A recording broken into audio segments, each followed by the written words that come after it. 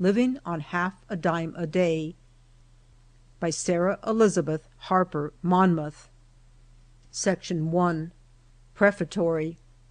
This tale is a faithful narrative of facts by a woman educated, reared in abundance, and left with a competence which she used freely for benevolent purposes, but whose property was ruthlessly destroyed, and she left sick, crippled, with impending blindness, and no friends to look to for support. It was prepared for a lecture, but illness rendered its delivery impossible. It is printed at the suggestion of friends. Half a Dime a Day. You will hardly dissent if I say it would be easier to tell you how to die on 5 cents a day than how to live on that sum. Perhaps I should say exist rather than live. It is keeping soul and body together on a small annuity, and I may say in the outset that to live on half a dime a day will prove an infallible anti-fat remedy. All the patent bottles advertised to prevent obesity will have to point heads down and beat a retreat to Coventry before this bill of fare. But I must admit that 5 cents as a rule only buys the food of a day, and other things than victuals are needed to enable a person to support life. There must be a place to live in, certainly. There must be clothing, and fire in cold weather. I had an old house and some land. I got $20 for grass, 12 for pasturing. In good years, 3 for apples. There was no work I could do owing to a crippled arm and blinded eye, save knitting and making mock flowers. The utmost I could ever earn in a year was $15. Here then was exactly $50, from which 10 must be deducted for taxes. With the remaining 40 I was not only to make both ends meet, but all ends meet, and twist into a neatly knotted skein, as my frugal gift to each succeeding New Year. 3 years my offering has been made. I have got round on the $40. It has been accomplished through contrivance, self-denial, and arithmetic. You have heard of the man who awoke one morning and found himself famous. I awoke one morning and found myself poor, so sudden as that. Or I don't know as I can say I awoke. I was like one in a dazed dream for months, an awful dream, in which a frightful incubus stretched itself across my gasping life and paralyzed me with cold, clammy terror. I was as one stunned and knew not what to do. There was an old roof above me, dearer than life. To sell or mortgage it seemed like disgracing myself in the eyes of the world and dishonoring my ancestors. But I had not a dollar of money left, and I had no health. Thus there was no work to which I could turn to earn a living. You have heard of people living by their wits. I was at my wits' end how to live. Why didn't I let my place on shares? I was too wise, thank you. I had tried that twice too many times in former years. For the same reason I did not take a family into the house.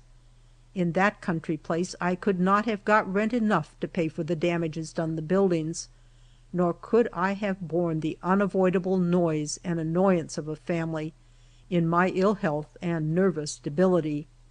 So there were $40 per annum I could reasonably count on. At the prospect my stomach began to fall into a collapsed state. 20 of this 40 I must spend for food, I thought. But the purpose was hardly fledged before war to the teeth was declared. It shall never be, said the mind. I care nothing about your old body. It must go to dust soon, anyway. You must understand I shan't starve, and I shan't eat trash, either. I have always had the best, and the best I must have still. Understand, once for all, that I rule, and make your plans accordingly. Thus mine stepped to the front with a bold standard displayed, and it was for me to quietly recognize its position. I would live on $17, and saved 3 to continue my first-class weekly, Christian Union, with its unrivaled editorials and Christian instruction. There was still the other half of the $40 unappropriated. I sorely wanted to take enough from it to supply me with 2 of the best magazines. I however ventured on but one, thinking there would be 2 or 3 books in the course of the year I should feel as if I must have. "What expensive tastes!" one and another will exclaim. Ah, people differ in their ideas as to what is and what is not expensive. To pamper the body and famish the mind I should deem the most ruinous and wicked extravagance, and a so-called cheap newspaper, which deals in the abominations of society and dumps the filth of the world at your door every week, would have been a far too expensive investment for me. I could afford no such luxury. $17 of my $40 I assigned to supply food, 10 for reading, leaving 13 for fuel. I fortunately had enough wood on hand when the great loss befell to last 2/3 through a winter. The next one I got through with 1 cord, and sawed it myself, which saved $1.50. I could only with my disabled arm worry off a few sticks for my fire each day. In very cold spells I took a warm freestone and crawled into bed. I was too ill to work, and thus to do saved firewood.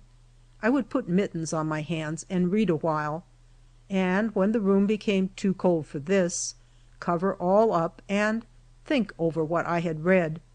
This saved me in a degree from enervating myself further by fruitless poring over poverty and privations. I had enough bedclothes for comfort, but my own wardrobe, with the exception of 1 black suit, was pretty low when the loss came. I never bought a dress or pair of shoes for more than 3 years. It was entirely beyond my means to buy any article of clothing. So I had to tax both ingenuity and industry to get together garments enough for comfort and decency. I had a palm-figured dressing gown, lined with purplish flannel. The outside of this was all in tatters, while the lining was good. I ripped it in pieces, washed and pressed the flannel, got out enough of the palm figures to make 3 bands around the skirt and sleeves. These helped to hide holes and faded spots in the flannel. Then I raveled an old scarlet worsted undersleeve and trimmed each band with a narrow fluted edge. So I had a quite dressy dressing gown, clean, whole, almost tasteful, and I took genuine comfort planning, piecing it out day after day, with half mittens on my cold hands sitting close to a cold fire. I was more than a week about it, for owing to shortness of firewood my days were very short, and my lame hand was very decrepit and painful. I recollected that when I had made this wrapper out of an abundance of nice new materials, I had been quite impatient at having to sew on it for 2 days, and called in help to finish it off. People who saw it after it was remodeled said it was handsomer than when it was new, and it is certain I thought a good deal more of it. I said then, and have had occasion to say many times since, I was glad I bought good materials when I had the means, for they could be worked over a second, even a third time, to much better profit and advantage. I made a whole common suit out of an old straw bed tick, and out of the fragments of a pair of blue drilling overalls some former workman had left on the premises, cut narrow strips and stitched on the skirts for trimmings. Well, I suppose I was proud and determined to have some style about my garments. At a little distance my suit appeared like a neat striped print, or more like a substantial gingham, and it had the wear of half a dozen calicoes in it. Indeed, it comes out like a new one every season, and bids fair to outlast the owner, and descend to posterity as an invention, may I not say, and escape the charge of vanity, of both genius and necessity. My bed tick gown, will not some poet step forth and give it immortality? Shoes and stockings were a problem for a long time. Shoes I had to learn to do without for the most part. One decent pair I would keep, but these could not be indulged in every day. Such extravagance was not to be thought of. I took the soles of worn out rubbers, lined them with flannel, and laced them on my feet as sandals. At length I found a knitted shawl that had been in wear, I suppose, a quarter of a century, and quite a number of undergarments which had been knit by hand out of homespun yarn in the old days when my father's flocks had whitened the hills, so barren and bush grown around me now. Then it had been the custom to have much cloth woven and much yarn spun on the buzzing old spinning wheel for the family use. All these garments had been long thrown by, faded, defaced, and past wear. They were a mass of ends and no ends. After thoroughly washing them, I tried the strength of the yarn, and found it unrotted and not much moth-eaten. I had possessed myself of quite a prize. But it was the work of weeks to ravel, tie up, wind into skeins, color, rinse, and rewind into balls for knitting. I found some redwood and copperas, so I had several shades of color. Then I proceeded to knit 5 or 6 pairs of socks, and had balls of yarn left to foot down for years. I quite reveled in an abundance of material, and said exultingly, "There is one thing I shall not lack again very soon, perhaps never," and for a long time, the last thing before retiring at night, I would go to the little drawer, pull it open, and take out my socks pair after pair, and survey them with a fullness of satisfaction I had never, in better days, experienced over the nicest of boughten worsteds, or even silk. These were trophies of toil and contrivance. They had cost me not a little planning and labor, and I regarded them as my own successful achievements under difficulties. Therefore, they had value and favor in my eyes. I had 15 mottos in the house made on white muslin and cotton flannel. I soaked, washed, and boiled them clean, and supplied my drawer of linens. I had no outside garment to wear abroad save a very old, defaced, waterproof cloak. It looked like poverty personified. It was ragged, threadbare, the sleeves quite gone, of a most faded and weather-beaten appearance. There had been hanging in an outer room, I presume for 15 years, a rusty fulled-cloth overcoat of my father's. I don't know why I had not given it away long before, but suppose I rather liked to see it hang there. It had a sort of look as if he were somewhere around yet. I had been charged with keeping that and a great pair of boots to frighten tramps in case they attempted any neighborliness. A sight of such largeness in apparel might lead them to apprehend there was a large man not far off, whose acquaintance it would not be judicious in them to cultivate. But I don't think I ever attached any protective power to these articles. I would sometimes get into them myself when I had to go out in the pouring rain to adjust the cistern for catching water, or dig a snow path to the highway in winter. But now that my wits were on the alert for means to piece out my wardrobe, I passed by nothing, and left no article unscanned that could afford the least chance of aid. So I put my hand on the great overcoat and lifted it off the wooden peg. How heavy it was, and how rusty with age! It was lined throughout with fine black lasting, wadded and quilted in diamonds. My eyes gleamed as they lighted on this. I dragged the old coat off to my room in triumph. There I gloated and exulted over my prey, as I whetted a knife and went at it. I had no mercy, but just ripped and ripped and ripped till the floor was strewn with parts of the parted garment. The other side of the thick cloth was a fine dark gray, just as bright as new. It was homemade cloth, and had the stock and value in it. I thought so much now of having things warm, such as would keep the cold out, and thus help me save fuel. Next I took my old waterproof cloak, washed and pressed it smooth, and cut away the worn, threadbare portions to replace with strips of the dark gray fulled cloth of the overcoat. I so managed that the cloak should look as if it had been purposely trimmed with another shade of material, and got a respectable garment that would do good service through a number of cold winters. The cape of this cloak had a pretty lining of broad plaited black and white flannel. This I removed and replaced with some breadths of old alpaca, which answered very well, and of the plaid flannel I fashioned an article of apparel suitable to wear abroad in spring and summer weather.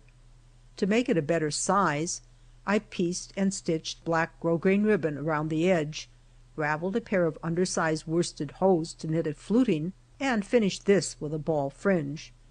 And it was indeed as pretty a cape as most anybody had. I expect, yes, I know I was proud of it, for I would try it on at home before the glass sometimes, a thing I had never done with the best silk dress my palmiest prosperity had ever gave me. My old cloak, renovated and remodeled by aid of the fulled cloth overcoat, was better than new to me. It was surprising what satisfaction I got out of my hard contrived garments. Then there was the shiny, quilted lasting lining. It was as to shape almost exactly in the style of the reigning cloaks of the period, and the quilting was quite stylish too. I had some cashmere to line and trim it, and my cloak was a fit. It was in fashion. It was satin, if you did not get too near. So black and glossy was the lasting. If I had only been a rich woman still, everybody would have been exclaiming at my extravagance in buying a quilted satin cloak. Lest even now some person should not see straight, I have never dared wear my cloak abroad much. I luxuriate in it at home on cold days. It keeps out so much cold, wadded throughout, and is as good as an oven on my back. I put it on Thanksgiving days to give thanks in. I was in a state of high exultation after such a series of successes with the old overcoat. It seemed now so plain why I had kept it so many years. I fancied my father, mother, long in heaven, saw my poor lame fingers and purblind eye at work, eking, mending, and repairing my scant, worn garments so intently and industriously for days and days, occupied and engrossed with the labor almost to oblivion of the hard fate, the wanton wrong that had reduced me to this extremity. But what pleased me most of all, I think, were the shoes I got out of the old overcoat. The cloth was so thick and firm it would outwear a common pair of slippers. I ripped up an old shoe to have a good pattern, and got quite a neat fit. I haven't had to go without shoes since. My German slippers are said to be prettier than those ordinarily found at stores. They were warm, comfortable, and not unsightly. They satisfied me. More than that, the mind failed not to celebrate with the deep, strong joy which unwonted effort and endeavor imparted, every victory gained over the supremacy of bodily wants. It rejoiced exceedingly over every obstacle surmounted which hindered or disputed its own supreme sway. The homemade shoes shut off the shoe bill at the store and gave me Harper's magazine, with pages more irradiated through the economy and contrivance by which I had possessed myself of them than by the learning and genius of the writers, I might almost say. At least, the having worked through difficulties to obtain the magazine imparted the keenest zest and enjoyment to the reading. I had fought with poverty for a prize, beat down the grim monster, and come off victorious, and as I turned the freighted, sparkling pages, my heart sang a song of triumph. I would pull on my half mittens, wrap my double gray blanket all round me, put a freestone to my feet and my back to the stove with its very small fire, and go to my reading, wondering and doubting if in any sumptuous parlor of wealth and magnificence a lady in diamonds and velvets sat down to her new magazine with the zest and pleasure that I did. Of course not. Every day brought new books and periodicals to her hand, to be skimmed over and lightly tossed aside. My one or two were read and reread and thought upon, and the current number was not passé when its successor came. Section 2. Thus mind fought the battle with despondency, in which injustice, wrong, and misfortune threatened to engulf it. There were enough to prescribe society, the diverting of attention by outside objects. But society, such as lay around me, did not present anything worthy or engaging. To one who had once and again proved its hollowness and false appearances, its insincere professions of kindness and good faith, it was sickening and revolting. I shrank from it as a burnt child dreads the fire. It seemed unfeeling and cruel to urge one in my circumstances to go into society. There my mendicancy would be thrust upon my consciousness in strongest shades of contrast with former ease of condition. Under my own roof I was not humiliated beyond endurance. I kept my self-respect there, but if I attempted any moving about in former circles, the comparison of present with past condition forced itself on me with such startling vividness that I was overwhelmed and felt as if going distracted. Everybody was trying, consciously or unconsciously, to adapt themselves to my new situation, and whether it was by an increased carefulness to show attention, or a haughty distance of manner, or a condescending patronage, the one was about as killing as the other to encounter. And further, my dress was not equal to the demands of society. Had I seen fit to forego my reading and devote my utmost dime to it, I must still have been a shabby appendage at a parlor party. If I could have had access to a company of benevolent workers, persons who had a really noble and useful purpose for which they lived and labored, it would have been as power and inspiration to one in my depression and pain. With all of life wrenched away at once, as it were, its long accustomed ways and habits forced into violent and sudden change, means gone, health gone, the friends that had been around me in the arduous work of a term of years gone, a ruin in the midst of ruin, as I seemed to myself, if I could have entered in amongst earnest workers, and added a mite for the aid or relief of other sufferers, it would have been as the joy of salvation to me, for in my own casting down it seemed as if the woes of all humanity through my heart made a thoroughfare. I was afraid to read of the fearful sufferings of the famine-stricken in India. All their million pangs seemed gnawing at my vitals, yet such recitals had a terrible fascination. I would return again and again to the reading of them. I could picture their pangs, desperation, and despair, down, down, till starvation had finished its grim and horrible work. And I would long to feed them all, for I was full of pity for their lower wants. But at length I would come back to the thought, God seeth and taketh cognizance of all these things, and to Him with whom 1,000 years are as a day, what an insignificant speck and atom must this earthly life appear. And yet, because it is so fleeting and small, the more would one like to be doing the little they can for the benefit of their fellow beings, the more they would long for some outreaching beyond self. And so, because I had nothing, more than ever I wished to help all who were in the same condition. I always held in reserve $1 or $2 for any special call of charity, and a pittance for the Bible and mission cause. I could hardly have consented to breathe without a single cent to bestow in benevolence. A person who would be willing to be an unmitigated mendicant would not be a person. But to return to my struggle with and against material wants. With the aid of my father's old overcoat I subdued a good many of them for the time being, as has been already related. The succession of the seasons demanded changes in my wardrobe. A flannel gown was not suited to July and August, nor could I be wearing out in warm weather what I should so need in cold. I thought about cutting up an old Allendale bedspread to make me a grand white wrapper, but this I rejected as a temptation to reckless extravagance. How should I ever possess myself of another counterpane? And this one would answer a number of years with care and darning. Then I unfolded and scanned 2 red and white tablecloths in small checker work. I should never spread tables again for visitors. These cloths were not of much use. They had served some years and had holes and stains. They would make me a cool and serviceable wrapper. Not becoming, and odd, but then few would see me wear it, and poverty must not expect to consult taste with freedom.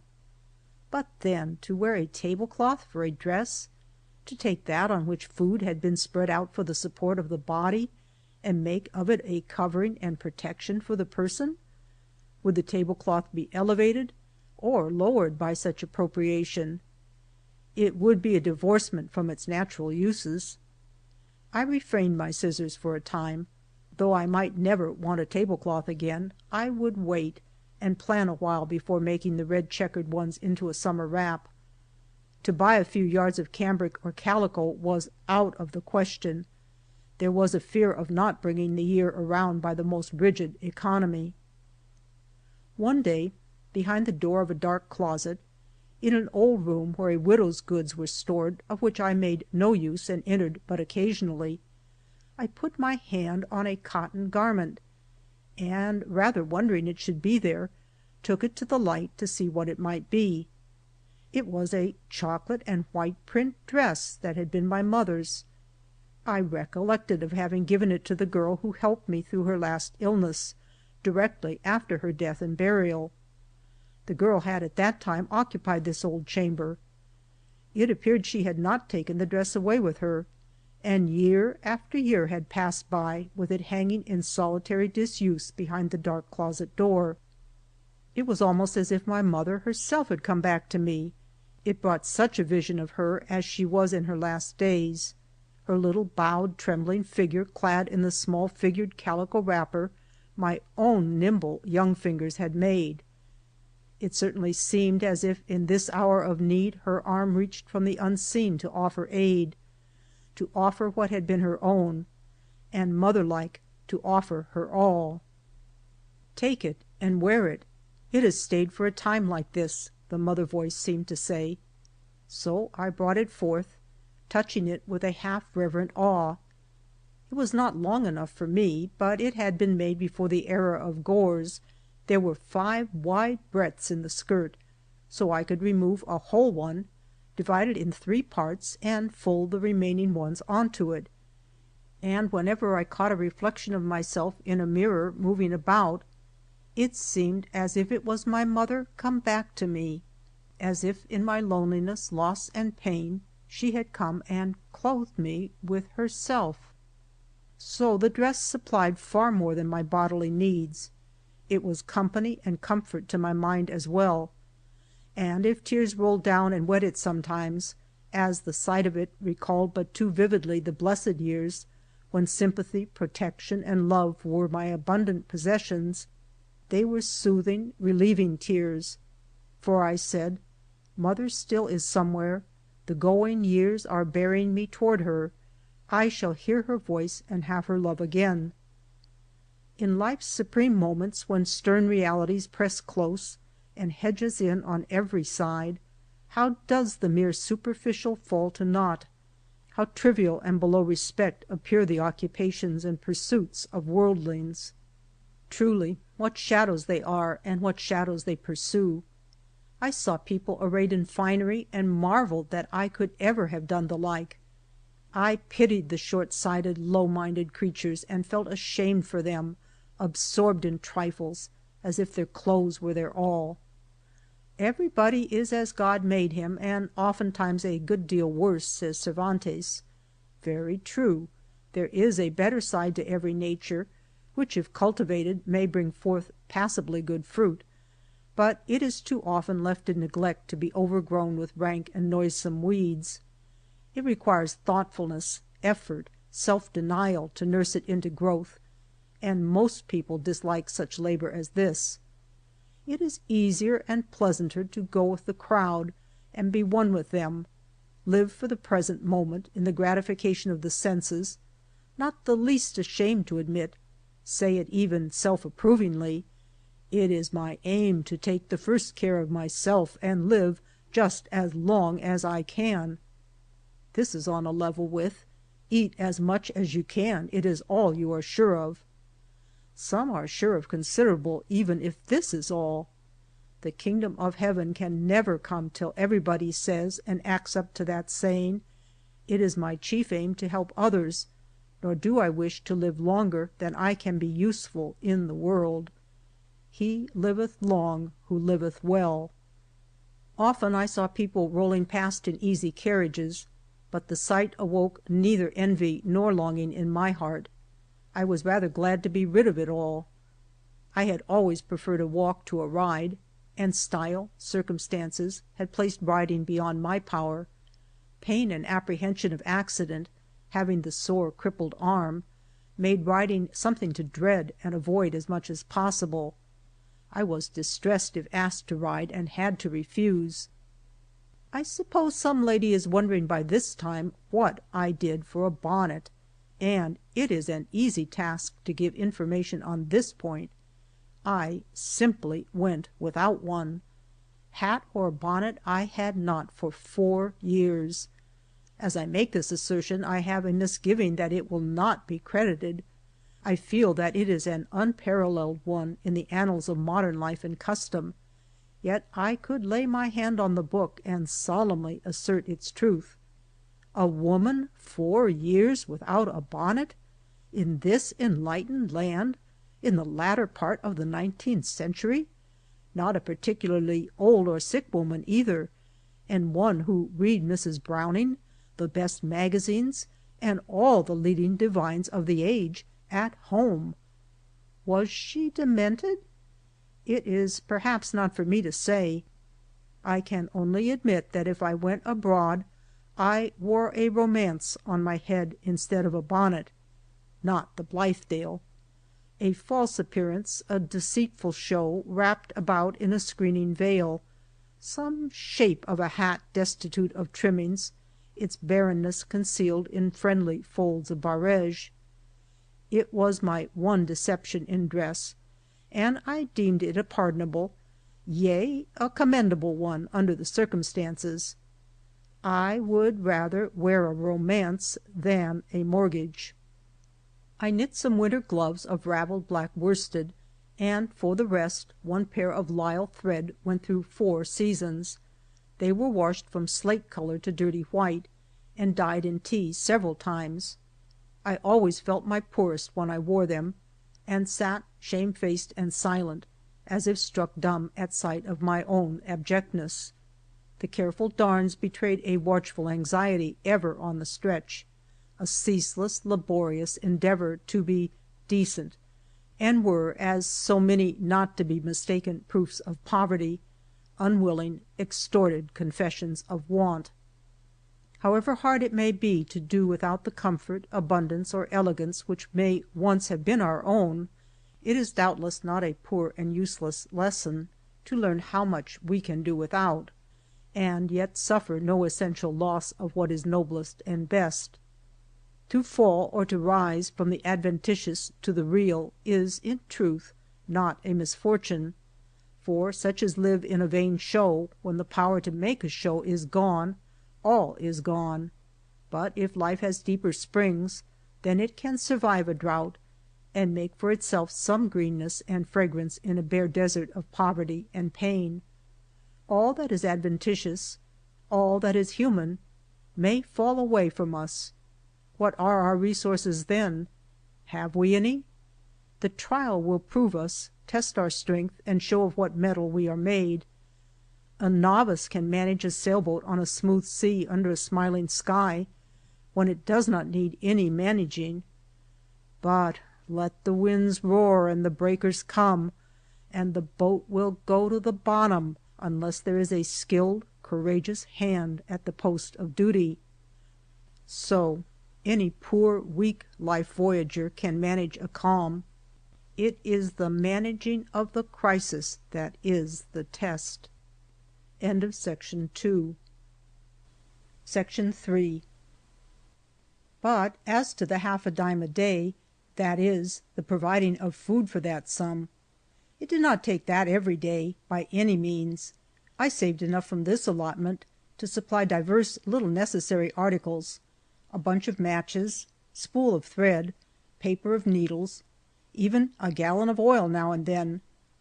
Almost the year round I used a lamp stove for cooking purposes. It was cheaper than fuel and more convenient. Kerosene in summer could be bought very low, and then I would get enough to last through cool weather. Sometimes I would go through a whole week on 2 baker's loaves, 16 cents, a tablespoon of ginger and a gill of molasses, not more than 23 cents, thus saving 12 out of the 35 allotted for the week's expenses. But this was when my health was feeble and I confined to couch almost altogether. I was in this state more than a year. I made large use of cornmeal, of course, it being cheap and nutritious. 1/4 pound of meal, 1 cent. 1/4 pound of dried beans, 1½ cents. 2 cents worth of salt pork, 4½ cents in all, would support me a day and a half very well. This was my usual fare 3 days out of 7. 3 cents worth of barley, boiled with 2 cents worth of butcher's trimmings, and 3 cents worth of potatoes, would make wholesome, nourishing food for 2 days, and go a long way toward supporting existence. I have heard it said a German can live on what a Yankee would throw away, and a Jew could live on what a German would throw away, and a Chinaman could live on what a Jew would throw away. I almost thought I could bear off the palm from the whole of them, and live on what a Chinaman would throw away, if he was a clean one. I made a considerable use of rice and salted fish. In cool weather a pound of oatmeal cooked on Monday would serve for a dessert through the week. Sometimes I had a gift of milk, and then I feasted like an epicure. I usually allotted a small cup of molasses as sauce and relish to a pound of oatmeal. Now and then I had some kind of a vegetable, as a beet or a turnip, and from time to time bought a few cents worth of butcher's scraps, more to season food than to be food. When eggs were cheap I made use of them. I did not buy when they were more than 10 cents a dozen. I never could make these go as far as I had heard of one housewife doing, who would cook 1 for a family of 5, and after all had eaten freely there would still be some left. Perhaps this lady bought her ovas of an ostrich or a moa bird. Mine were only barn door biddies' eggs, and I was apt to want 2 for breakfast. Once a month I indulged in a baking of gingerbread, or got a pound of lard and fried an eating of doughnuts, about 6, 1 at a time, in a tin cup over my oil stove. I always enjoyed the frying of the doughnuts, and looked forward to it with a zest of anticipation. They generally came up plump and round, and quite filled the little cup of boiling lard. I picked them out with a fork, and invariably ate the first one while the second was cooking. After that I let them congregate on a plate, and watched their numbers increase to 5, 6, 7, never more than that. These and the gingerbread were usually mixed with water and no shortening, but if eaten warm or pretty soon after the cooking, very good as I considered. They were my occasional luxuries.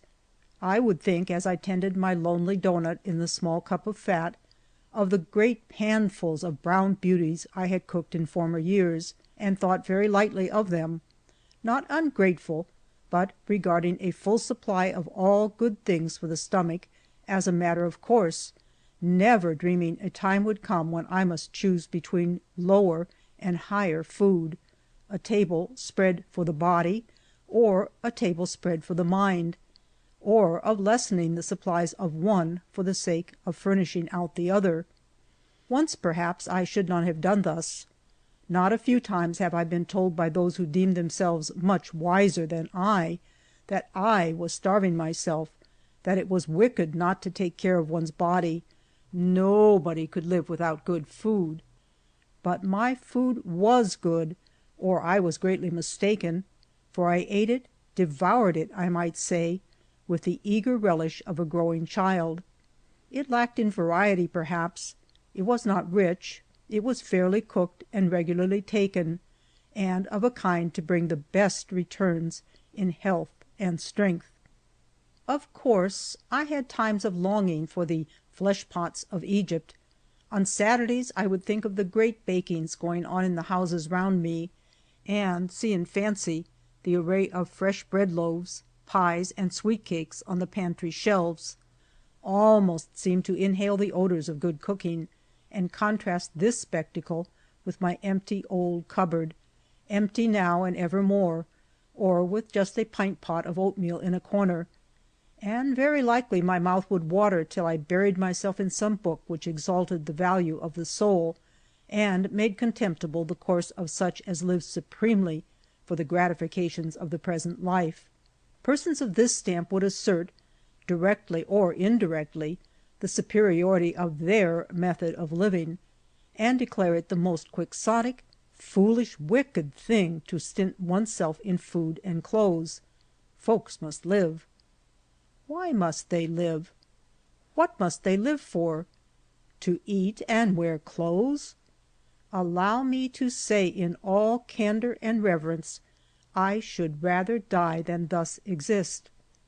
Of course, a person cannot live without food and raiment, but that these should be the chief concern, the object and end of existence, as it were, is pitiful and humiliating among a people who have enjoyed the benefits of civilization, and have some degree of education and intelligence. A sudden and complete change of circumstances compelled me to choose which I would serve, and which should serve me, mind or matter. I don't know as I hesitated at all. Certain things I knew I must have, certain others it would be possible to do without. I declared for mind. I felt like one cut loose from time, clinging to eternity. This life, this perishable body, must soon go.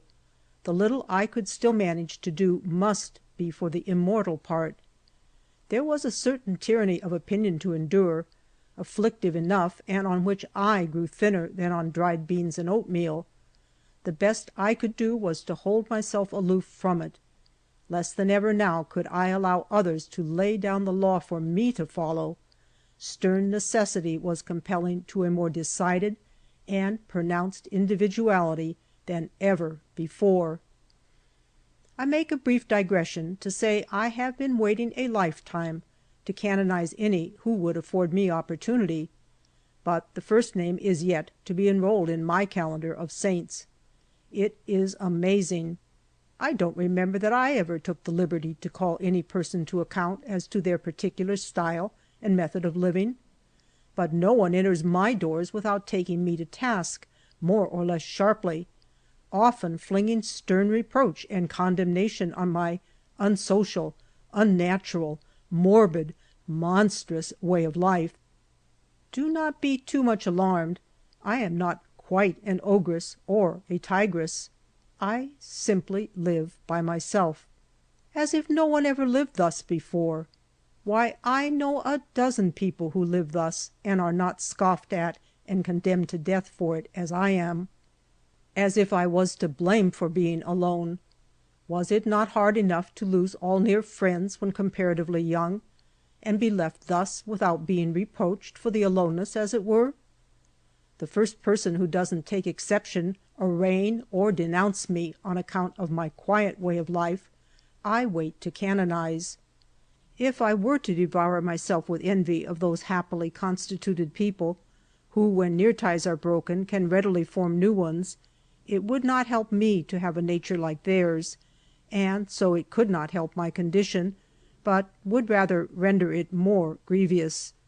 There is no loneliness like the loneliness of feelings unreplied to, and there is in this one comfort for odd people, that no creature God has made can seem odd or strange in His sight. He comprehends the full character, and at last the lonesome spirit may unburden itself to Him, with no fear of being misapprehended or misunderstood.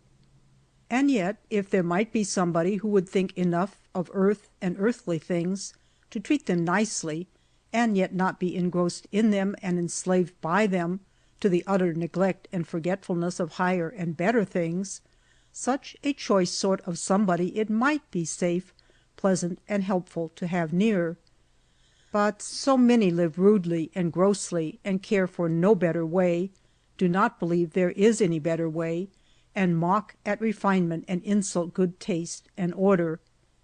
Thus there has always been a tendency to criticism in my case, and when reverses came people were freer than ever to express views, offer advice, and point out the proper course of action. Let your place or sell it, and buy a snug cottage, or hire your board and have things nice and comfortable as long as you live, said one. And another, I wish I were as sure of being comfortably provided for in old age as you are. Such persons were either ignorant of circumstances, or lacked good sense, or were thoughtless and unfeeling.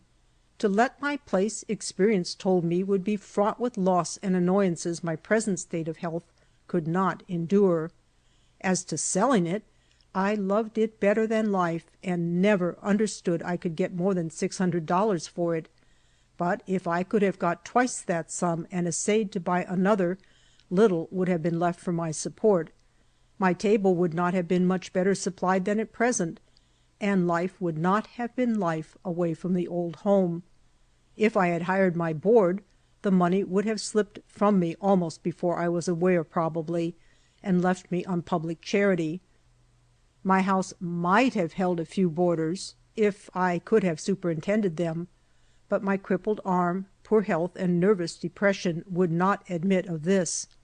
I should have to see it go into dilapidation and decay if life was much prolonged. The roofs leaked now, the windows were rickety, the chimney discharged a mournful brickbat in every driving storm. Out of the wreck of all, if I could garner enough to subsist, save a few dollars for good books, and a few more to help any worse off than myself, and add a mite to benevolent causes, it was all I hoped or expected. Thus far I have done this. I have lived and thrived in a small way on half a dime a day, or rather on $40 a year, all things included. For clothing there has been no outlay of money. Contrivance and a crippled hand has supplied all my garments. As to fuel, I am not accustomed to provide more than 3 cords a year, $9 usually, and manage to saw most of it as I want to use it, save in winter I pick up the wood I burn, dead tree limbs, pine cones, and moss for kindlings. For almost all cooking, as I have said, I use an oil stove. On this I often heat a freestone and wrap myself up so as not to require a fire in my airtight stove till pretty cool weather. The cold snaps in winter are so paralyzing to the partially perished arm I can do no kind of work. So then, when I can earn nothing, I can at least save wood by covering up in bed. I do not exactly, like the mole and dormouse, burrow for the winter. In mild spells I thaw out, and do my best to bring up things that have fallen into arrears during the cold term. I search the drawers and closets in the old house, to see if I may not come upon some material out of which to fashion some small holiday gifts for children and friends who bring me baskets of benefaction at times through the year. I ought to have made mention of these before. End of Section 3. Section 4. It has been my experience in falling into adverse fortune to receive most aid and kindness from sources I should not have expected to receive from persons comparatively strangers till the adversity befell, that I had done no favors and had no claims on, while others I thought would increase their friendliness and offerings have withdrawn, and made themselves strangers. I know not, nor ever shall know the reason why, but I must not speak of this. It was a greater agony than the loss of money. The only sympathy deserving the name has come from those who have been themselves sufferers.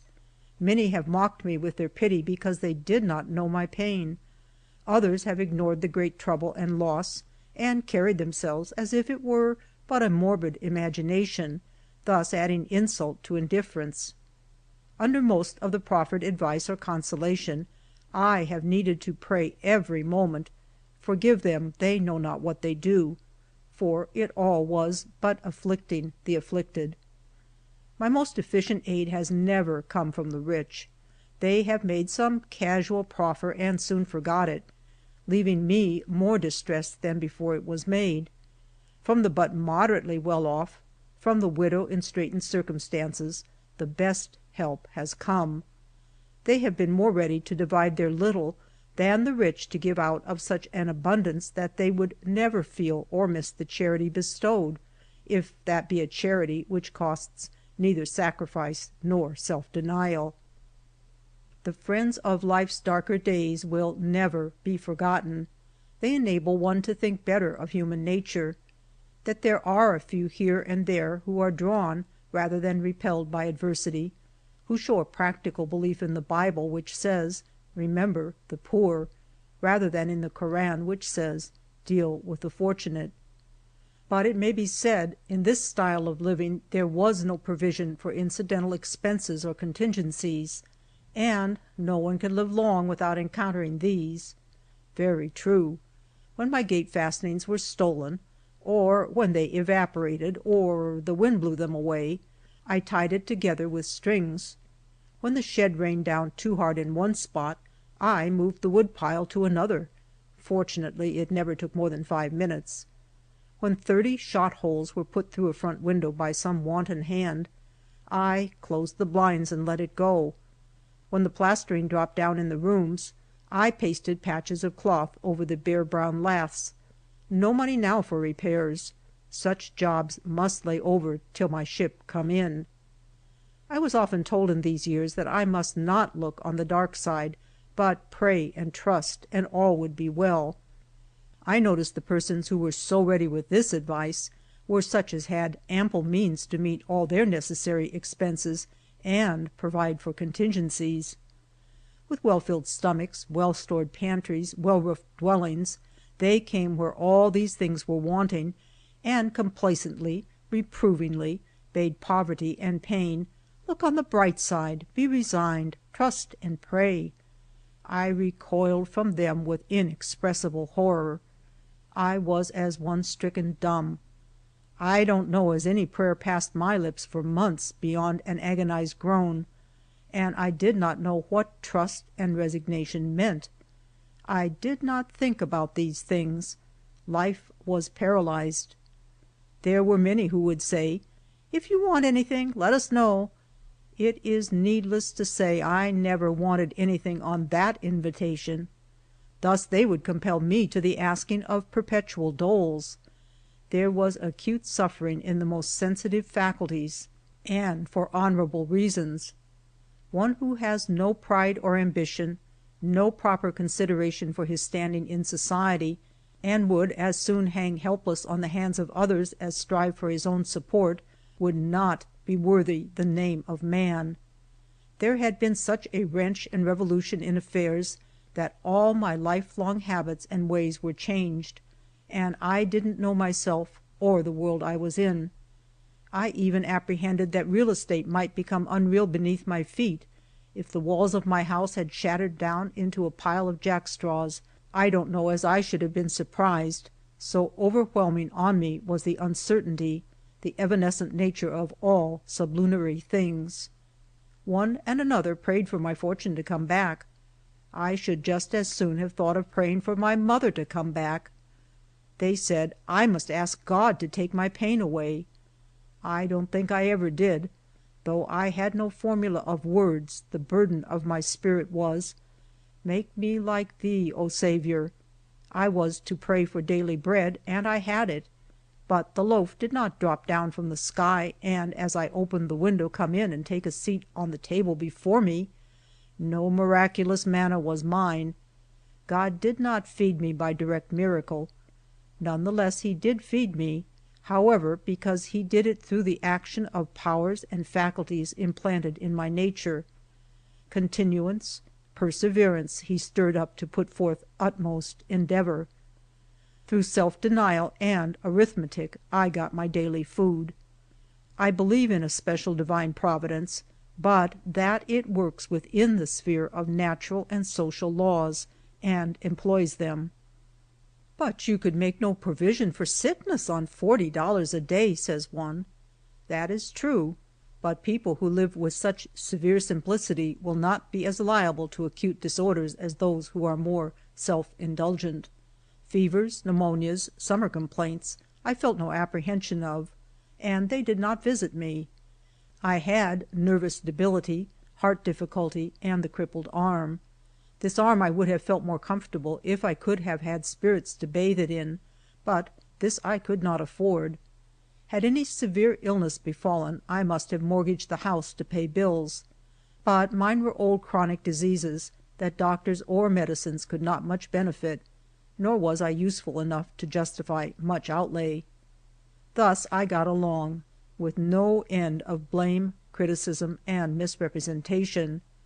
What person ever has capacity to comprehend another, or will make any candid endeavor to realize another's situation, and intelligently see and admit what they can and what they cannot do as they are placed? People are absorbed in their own affairs, and their judgments of others are very superficial, very unjust often, and based on no correct understanding of the circumstances which environ the life of the individual they arraign and condemn perhaps. They take full cognizance of whatever comes within the sphere of their own interests and desires, but other people with far different views and aspirations they do not comprehend. They are strange. There is something wrong about them. "Where might be your home, mister?" asked a back country woman of a traveler who called at her door. "Boston, madam," was the polite response. "Dear, dear, what makes you live so far off?" was the pitying rejoinder. So people that differ widely from our ideas and pursuits we regard as far off, and are inclined to look on with a sort of condescending pity, though theirs should be the privileged city, while ours is but the rude or barren wilderness. "Take everyone's advice and then do as you please," says somebody. I had to do so. Everybody advised me to eat my house. How was it possible to accept such advice? I was not a rat or squirrel, and had not the requisite masticating apparatus. I used to wish I could eat the barn sometimes. If it had been built of bread instead of boards, a considerable portion of it would be wanting now, I doubt not, for there were some long, dreadful months of which I speak not at all. But to sell my buildings in order that I might eat pound cake, when I could peacefully inhabit them with my pot of oatmeal, what a shameful, inglorious thing to do! How should I ever be able to look my parents in the face hereafter? The old house was all there was left, a shelter, a hiding place, for I was as some hunted creature driven to bay. If I could bear to live, how could I bear to die elsewhere? I had great love of locality, and my adhesiveness was as hoops of steel. With the forces of my nature at their best, I doubt if I could have summoned up resolution to dissever myself from the old place. Now I did not entertain such a thought. There was a pathetic tale in one of my papers at this time, of two sisters who had lived past middle age in a certain room of the house in which they were born. They kept every article of furniture standing just where it had stood when they were little children growing up with their mother. They supported themselves by hand sewing. At length machines came in and cut them off. They could get no work. One of them fell ill, the other got worn out taking care of her, and the wolf was upon them. The overseer of the poor went and said it was no use trying to keep along any further. They must sell off what they had and go to the almshouse to be supported. The sister who told the pitiful tale said she guessed the man didn't mean to be unkind, but he spoke in a hard way. She supposed he couldn't know what their feelings were, and after he was gone, the younger sister, who had been nursing the invalid one, went wild, walking round and round the room, touching each precious article of furniture, whispering to herself and wringing her hands. The sick one cried herself to sleep, and when she awoke her faithful nurse was gone. After 3 days she was found afar off among some desolate hills, but reason had left her. She just moaned, "Don't let them take away my mother's little table. Don't let them break us up and send us to the poorhouse." Some humane people were at length moved to save the few articles of furniture and make a provision by which the pair could have a humble room to themselves with the things they prized so much around them. But the help came too late to one of the poor sisters. Seasonably given, it might have saved her from breaking down. She was never herself again, but lived years in a harmless insanity. And the elder one, who took patient care of her, said, "I suppose it is too bad in me, but sometimes I can't but think how different it all might have been if only someone had found out our need and helped a little before poor Harriet broke down." Ah, yes, if people would not let their good deeds lag, and give the little lift, the small help at the right moment, which means so much before and so little after the Harriets of the world break down, how large an amount of suffering might be spared. This pathetic tale made a deep impression on my mind in my present circumstances. Were I reduced to the condition of this hapless Harriet, I should have no sister to take care of me. I believe from sheer inability to act I remained quiescent at this time, and my ears were pained by reproaches uttered and reproaches implied. No one looked beyond my physical well-being, and this had quite dropped out of sight with me. It depressed and distressed me to hear it named. I was dragged down and set to complaining by people's words. When left to myself, I maintained for the most part a much better frame of mind. There were moments when I sunk utterly down and cried, "Oh, but to see for an hour the world wear its wonted look, to have the burden lifted, to have wiped out the memory of cruel wrong, to feel I've enough for all my wants and to help others, that there need be no more struggle or anxiety, and then to die before the dread reality is rolled back on me." But these were moods, the fluctuations of feeling not at my control while the mind staggered under a succession of severe shocks. There would be the ebb and flow of courage and resolution. My constructive faculty was a help and comfort. It kept me occupied planning and devising ways and means of getting along. Then I would read something that tended to moral growth and improvement of character, and ponder and meditate upon it. It seemed to me as if I was managing with my mind as a mother will sometimes manage with a child that inclines to an object hurtful and dangerous, by coaxing off its attention in other directions, and fixing it on objects it may safely enjoy. I had also a certain power of concentration which I had held in much disesteem heretofore. It often made me appear abstracted and moody, but now it was one of my best friends, as I could, after a brief conflict, become absorbed in the occupation of the hour, and be intently knitting my sail socks, counting up the proceeds, and thinking what I would buy with the money. I did a dozen pairs in a month by great industry, and got $2. This I could not do all the time owing to my painful crippled arm. The work was furnished me by a Shaker Society. These peculiar people were very kind to me in many generous and thoughtful ways. There was a sweet Sister Mary, a poetess skilled to make graceful and excellent gifts. She furnished me with all the tea I had for years. I am not a habitual indulger in the herb. Coffee I do not use, chocolate but occasionally. Luckily I was brought up on cold water, which is my favorite and accustomed beverage still. These Shaker Sisters of Charity carried me through one dark, dreadful time of sickness, destitution, and neglect. I shall ever remember them with emotions of gratitude and respect. Dr. Warner has sharply arraigned the sect. Their way of life seems harmless, if eccentric. Of their doctrines I cannot say more than this: the tree is known by its fruits. They are a people of eminent cleanliness, industry, kindness, virtue, and good deeds, and this is no contemptible record, nor one that any person need blush for. Their manners and customs may invite some harmless criticism, but to enjoy their hospitality and then make their peculiarities the target for public satire and ridicule seems ungenerous and ungentlemanly. Section 5. But to resume my narrative, in my humiliation and low estate, I would have hailed with joy, as I have said before, any benevolent work, had there been an opening for one so poor and reduced as myself. I languished most of all because I could do nothing to help anybody. The cruelest thing in the loss of property was that I had nothing more to give, no means to aid others. I was not renowned for prudential morality. Folks would tell me I must be more selfish. Was it not awful? Surely it was. I hope I never heeded them, but doubtless I did.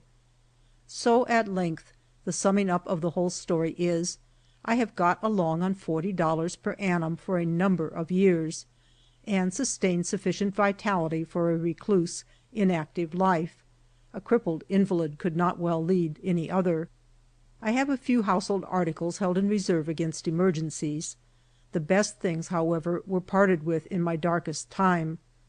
As to clothing, I hardly need more than 2 wrappers in a year, and may reasonably hope to retain the red checkered tablecloths to fall back upon in case of necessity. Of them I can fashion a warm weather gown that will last and outlast a good many seasons. And for a winter garment, a widow has promised to sell me for a trifle a large coverlet with some mouse holes gnawed in it. It is of coarse cotton, with overshot bars of woolen, such as were woven by our grandmothers. It is not indigo blue and white, as were many coverlets of this period, but chocolate and white, of medium-sized plaids. This I propose to dye of a dark color and convert into a cold-weather dress, if need be. I was always taught to have some foresight for the future. As to shoes, I've still enough of the fulled cloth of the old overcoat of my father's to supply me a lifetime. Bonnets don't signify, as I have practically demonstrated by successfully repudiating them for a space of 4 years. So I am provided with clothing for an indefinite period to come. I do not see as I need to spend 50 cents in 5, perhaps 10 years, should I live so long, to help procure any necessary article of dress. So I may lay by enough to patch the leaky roof, and putty the most clattering glass into the most clattering windows. I ought to be able to hold my own on reading, and have an extra $1 or 2 for charity. I do not say my tastes and aspirations are gratified in this stern, severe life. No, they are all, or nearly all, sacrificed. My eye hungers, if by chance I get a glimpse of some rare picture or other thing of beauty. A great pang convulses me, for the world of art is and must be an unknown world to me. Only the few familiar views in nature round my low valley home may my eyes behold. The changing seasons make the sole variety. My ear hungers for all sweet sounds. I hear but nature's music, the birds in summer, the roaring winds in winter. I read of other lands than ours. From the printed page alone must I draw my knowledge of them. I shall never see grand old England, beautiful France, wild Switzerland, classic Greece, sacred Palestine. It had been the dearest hope of my life to sometime know them by the seeing of the eye. The tears come, the heart aches as it cries, "What loss! What loss!" I was the most enthusiastic traveler. My delight mounted into ecstasy. I was unconscious of fatigue and above annoyance. Art and beauty were as thrones whereon I walked in supreme exultation. But these were lost delights. The hand I had deemed so trusty was scattering my few thousands when I knew it not, and all had been gone beyond retrieval, years before it was suffered to come to my knowledge. But my wants grow fewer and simpler as to the body. The mind is just as clamorous as ever. It is the humored child that has got the upper hand. I keep the magazines and get now and then a new book. All my reading is valuable, and will thus bear going over again and again. My relish is keen and vigorous. I have reason to thank God every day that He gave me a taste for reading, as this one taste I am able to gratify in a measure. Sometimes I think it has been my salvation from total wreck and imbecility of mind. It was my one solace and relief in darkest times, and the love and gratitude I bear those authors whose words gave me sustaining support and inspired to hope and endeavor are the deepest and most cherished feelings of my heart. Preeminent among them are Mr. Beecher, Phillips Brooks, Whittier, and Dr. Holland. I sometimes dream I see and converse with them so pleasantly. These dreamland interviews are more heartening than those with real flesh and blood often, for the veil seems to be done away in them. There is perfect clearness and comprehension. But let me not incur the charge of mysticism, for I am in truth the most real and practical creature, only given to moods now and then. Who is not? My fortune has not returned. My loss has not been made up to me in any worldly sense. I have not escaped poverty. I have only disarmed it in a measure, and that by letting go of lower things and reaching up to higher. I never loved shams, or was good at feigning what I did not feel. Genteel worldlings complained of my bluntness. It is not possible for me to make an appearance in society, but if I thus lose much, I feel I also escape much. There are many evil things in society. Mine is a sincere and real life, sitting loose to time and looking serenely towards eternity. Dark things, mysterious things, as touching the conduct of others towards me in days of sorest need and trouble, have perplexed and pained my mind, have been beyond the bitterness of death to my soul. When the secrets of all hearts are revealed, these things shall be made plain. Wealth brings many responsibilities. I do not suppose I should have known how to administer it wisely and well, but mine was only a competence, and the chief comfort of my life was gone when I no longer had it to deal out from as I could in benevolent ways. I only wish I had given more while I could. But words like these are idle. What is gone cannot be retrieved. I have tried and succeeded in maintaining a tolerable independence on $40 for a term of years, and am encouraged to hope I may be able thus to do to the end. If this recital is deemed indelicate, I am most unhappy if I leave the impression that I obtrude on the public a tale of loss and need after the fashion of a beggar. This is not a polite or an impolite solicitation of alms. It is a declaration of independence rather. I don't know but a proud one. I dare not say it is not egotism, but it is the egotism of humble things, even of oatmeal and homemade woolen shoes. Signed S. E. M. Sarah Elizabeth Monmouth. End of section 5. End of Living on Half a Dime a Day by Sarah Elizabeth Harper Monmouth. Recording by Sue Anderson.